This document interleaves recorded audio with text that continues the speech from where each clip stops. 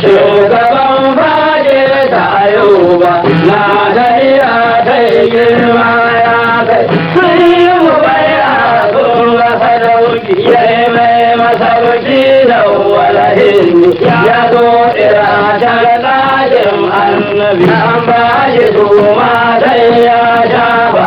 ga sahani ga takalmi har sanda ta tun daga donai daga nan sai birnin yuda kana husaini kama ya zuta ga jirgin bisa nan na husaini ya kawo shi gida sai mona